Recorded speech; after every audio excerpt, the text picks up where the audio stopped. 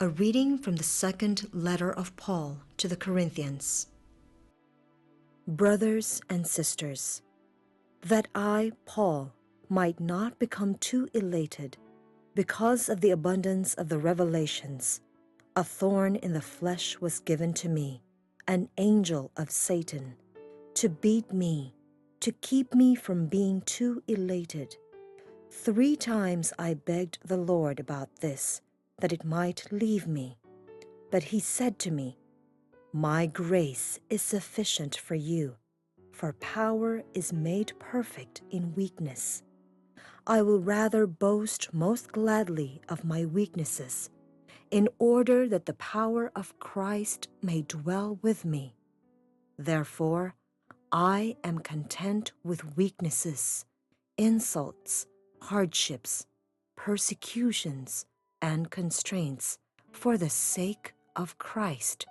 For when I am weak, then I am strong." The word of the Lord. Our second reading for this Sunday is taken from the second letter of St. Paul to the Corinthians. We have been reflecting on this fundamental calling for us to accept Jesus. And so we ask ourselves, have we accepted Jesus fully? In the first reading, Ezekiel is presented to us as someone sent by God to a rebellious people. But no matter, the role of the prophet, the messenger of God, is not to achieve success. It's not to be, a professional who can boast of one's achievements. No. Your role as a prophet is to proclaim God's word. And for those who accept you or reject you, they know someone has been sent by God. But Ezekiel's experience could be captured in a metaphor. The rebellious people Israel must have been a thorn on the flesh of Ezekiel. But in the second reading, St. Paul, an apostle, also a prophet sent by God, experiences a different type of thorn. Of course, he has had difficulties with his hearers also. Not everyone believed in Paul. Not everyone believed in the gospel that he was proposing. They were all thorns. But in the second reading, St. Paul, the prophet, the apostle, talks about a thorn on his flesh given to him so that he would not be conceited, so that he would not become proud. This is another side to the life of a prophet. St. Paul seems to be telling us what a temptation a prophet, an apostle, could be subjected to.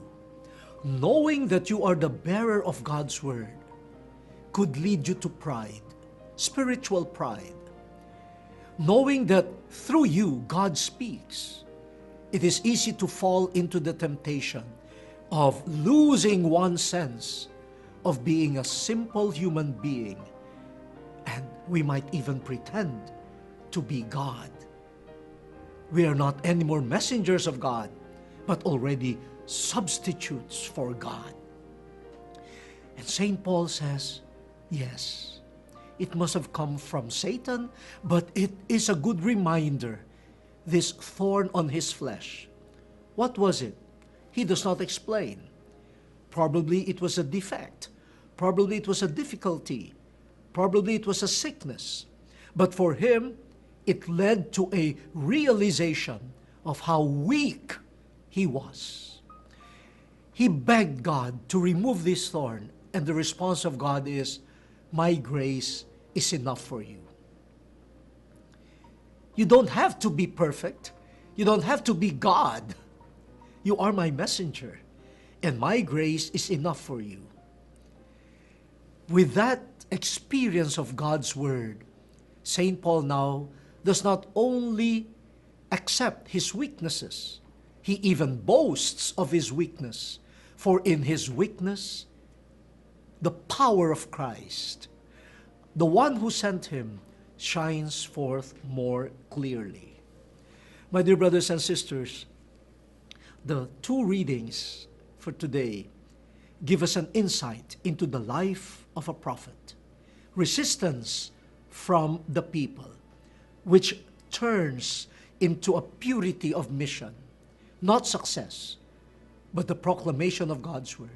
But there is also an interior thorn, which makes the prophet humble and reliant, dependent on the grace and power of Christ.